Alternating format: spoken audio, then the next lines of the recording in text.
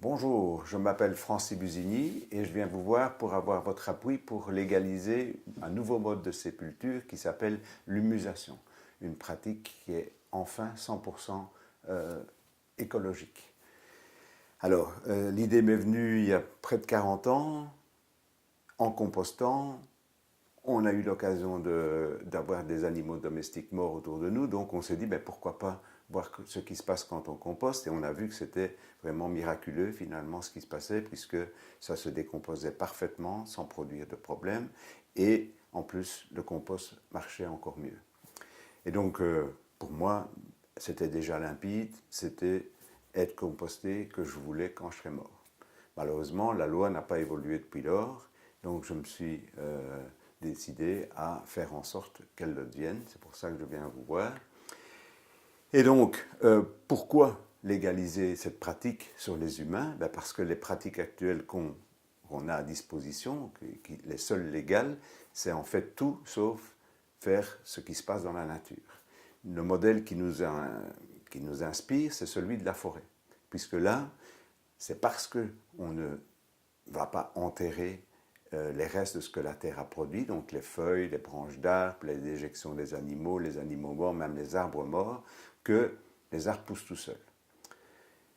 Et donc, évidemment qu'on ne va pas aller mettre le corps comme ça dans la forêt, ça ne serait pas acceptable dans nos coutumes, mais par contre, on peut reproduire les conditions dans lesquelles ça pourrait se passer en utilisant 3 mètres cubes de broyat de bois d'élagage pour pouvoir ensevelir le corps, non pas dans la terre, mais sur le sol, dans ce monument vivant où la microfaune du sol aura les mêmes conditions qu'en forêt, de température, d'humidité, pour qu'elle vienne faire le travail de décomposition en accord avec la microflore intestinale. Et c'est ensemble qu'en quelques mois, tout sera décomposé. Et donc par rapport aux pratiques actuelles où on emballe le corps comme pas d'œuf et où on va le déposer à 2 mètres de profondeur dans un cercueil le plus étanche possible, donc où il n'y a pas les bonnes conditions de carbone, azote, où il n'y a pas la bonne humidité, la bonne aération et surtout pas l'action de la microfaune du sol, ben évidemment, on n'a pas du tout le même résultat que le résultat qu'on va obtenir. Quand on incinère, évidemment, jamais ça ne pourra être rendu correctement aux couches superficielles. Et c'est pourtant grâce à ça que, en forêt, les arbres poussent tout seuls. On n'a pas besoin d'aller mettre des engrais, des pesticides, ni de retourner le sol pour qu'on ait des arbres qui soient très beaux. Donc, au niveau de la pollution et de la consommation d'énergie, on est dans un tout autre cadre. Donc, il n'y a pas de pollution, puisque, en plus, la microfaune du sol, et ça, c'est vraiment, vraiment l'originalité du process, c'est que elle détruit les molécules chimiques. Alors que dans les pratiques actuelles, eh bien, les molécules chimiques vont contribuer à polluer l'environnement. Et ça, donc, c'est grâce au fait que c'est l'infiniment petit qui va, en fait, non pas manger la personne, mais découper en petits morceaux les molécules chimiques, et comme les molécules organiques, pour aboutir en 12 mois à cette métamorphose des défunts en humus sain et fertile. Alors, on n'a évidemment pas l'occasion ici de développer, de vous donner réponse à toutes les questions qu'on pourrait se poser sur le process. C'est pour ça qu'on a fait un livre et on a dû se limiter pour n'avoir que 122 pages. C'est dire qu'il y a vraiment beaucoup d'aspects qu'on doit évoquer. Il y a certainement par après des questions qui vont venir à l'esprit. Et dans le livre, on a vraiment tout ce qu'il faut pour être apaisé et avoir en fait la certitude que finalement, grâce à l'humusation, on va réenchanter la mort. On va se réconcilier avec la mort, puisque c'était l'idée que j'ai eue il y a maintenant près de 40 ans. Je me suis dit, mais mourir comme ça, c'est pas du tout mourir, puisque je ne vais pas polluer, ça va diminuer mon empreinte écologique, et en plus de ça, ben, après 12 mois, ceux qui veulent pourront venir se recueillir devant un arbre qui pousse, devant des fleurs perpétuelles ou pas, Et donc, ça sera tout à fait différent que d'aller dans un cimetière où la moindre mauvaise herbe fait désordre.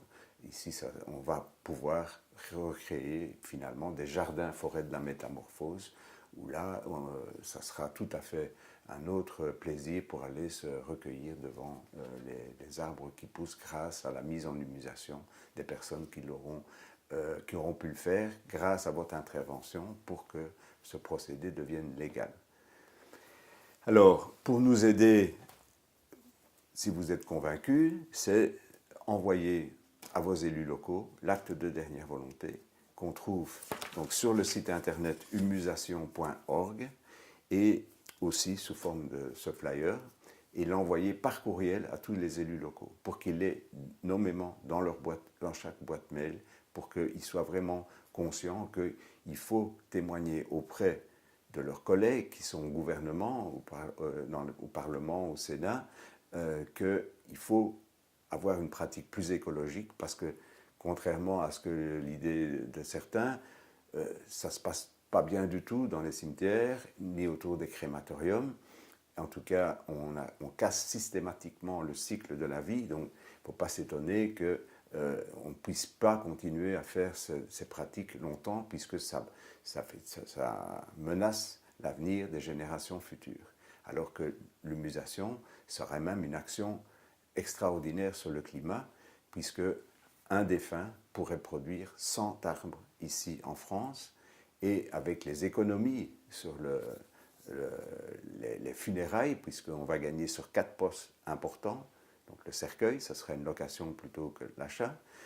La pierre tombale, ça sera une simple stèle, puisqu'un arbre qui pousse, il n'y a rien, c'est très facile, et il y a simplement à avoir une stèle en bois ou en pierre pour indiquer le nom de la personne qui a contribué à ce que l'arbre pousse. Au niveau des frais de conservation, des soins de conservation, évidemment qu'on ne va pas les faire, puisque le but n'est pas d'empêcher la décomposition, mais plutôt de la favoriser. Et au niveau des frais de concession, on aura besoin simplement de louer l'espace pour 12 mois, alors que dans un cimetière, on doit payer pour X années, voire dizaines d'années. Donc, on estime qu'on va pouvoir gagner entre 2 et 3 000 euros par funéraille, ce qui serait le budget capable de planter des arbres, non pas en France, mais en Afrique, où là, le besoin est énorme pour éviter l'avancée des déserts, donc de commencer à reboiser tout ce qui peut se faire en bordure des zones en voie de désertification. Et là, avec 1 euro, on peut planter 4 arbres. Donc on a estimé que pour un Européen moyen qui meurt à 76 ans, 76 ans, il faut l'équivalent de 9 à 10 000 arbres. Et donc, un budget de 2 500 euros, on pourrait carrément annuler toute son empreinte écologique. Donc, fixer en 20 ans la totalité du CO2 qu'il a émis pendant toute sa vie. Et donc, on pourrait, en résumant très fort, dire qu'un défunt va pouvoir faire pousser 10 100 arbres. 10 000 en Afrique, 100 en Europe, tout en restant dans le même prix que les funérailles classiques. Si vous voulez en savoir plus, il y a le site internet www.humusation.org. Il y a une page Facebook, Humusation, et le livre qui est disponible auprès des ambassadeurs relais qui va y avoir un peu dans toutes les régions de France, et notamment à Lyon. Ça, c'est une possibilité. Ou bien le commander pour le recevoir chez vous par la poste.